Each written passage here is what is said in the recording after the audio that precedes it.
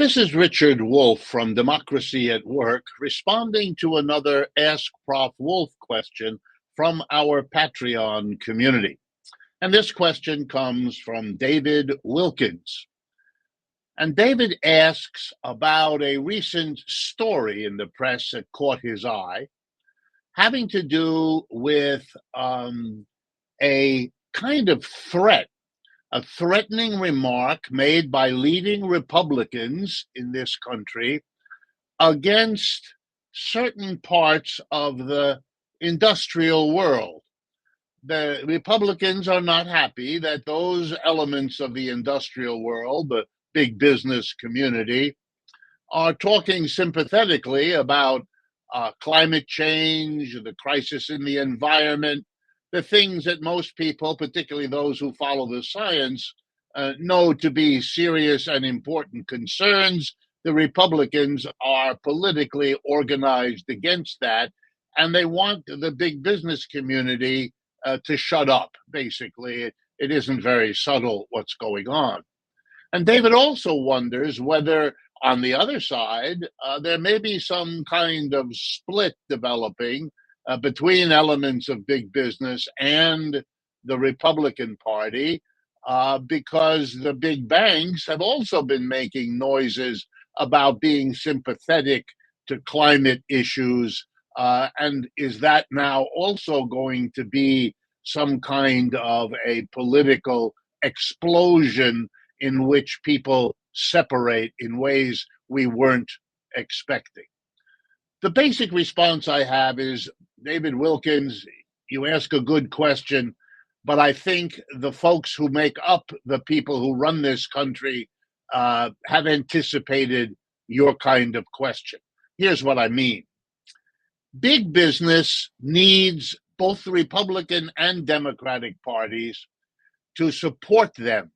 They need those parties to persuade the public in all the ways open to them that the capitalist economic system, the basic organization of the economy into a minority of employers on the one hand, who have all the wealth and power pretty much concentrated in their hands, and an army of employees on the other side who lack that kind of control, that kind of wealth, that kind of dominance.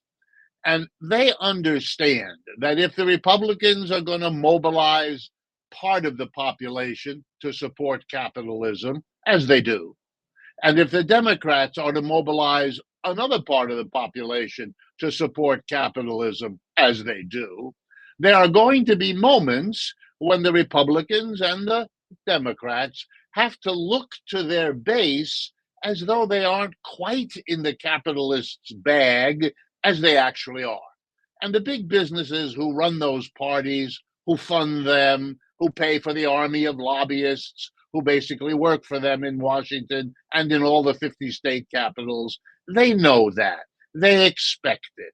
They expect a Democrat to say something about how there's too much power in the hands of a few corporations. Some of you may remember that a few weeks ago, exactly that happened when Mr. Biden urged, that's all he did, urged oil companies not to raise prices at this bad inflationary time.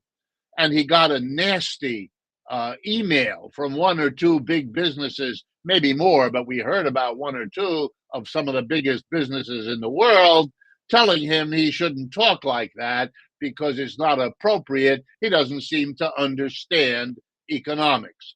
Well, that's all theater. It's a theater designed to suggest that the Republican and Democratic parties are sensitive to, open to, responsive to their people, their political base, the voters, in short, even when it goes against the interests of their big business supporters. Most of the time, there's nothing to it. All that's being exchanged are some words. Nothing is going to change in what gets actually done. And therefore, it's all a kind of shadow boxing. It is possible, of course, that a kind of split will develop that goes further than that. We haven't seen that for at least the last half to full century. So it's not something you should expect around the corner, but it could happen. There could be such a split that the party is literally torn apart, either party, because a subsection of it is finally disgusted with getting nothing other than word salad when anything is to be done against big business.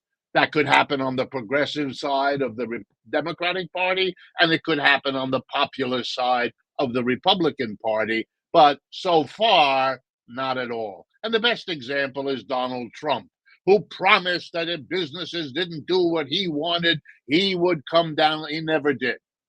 What he actually did, the only major economic achievement he had, was cutting taxes on all businesses dramatically back there in December of 2017. Not challenging capitalism, not even coming close, being exactly the good president for business, despite shooting off his mouth from time to time. That's the more normal practice. There isn't a split so far because both big business and the two parties understand the cozy relationship between them, in which each scratches the back of the other with or without momentary frictions. End of story. If discussions like this strike you as important parts of the national conversation, missing because mainstream media are afraid or unwilling to air them, then please partner with us. Share this video with friends, co-workers, family members, wherever. That extends the reach of what we are trying to say. It extends the reach of your questions and my responses that can help people see what's going on in a different way. Partner with us. It makes us both that much more effective. And of course, if you can help sustain us with financial supports to cover the expenses of doing all of this, that will be appreciated very much as well. Thank you.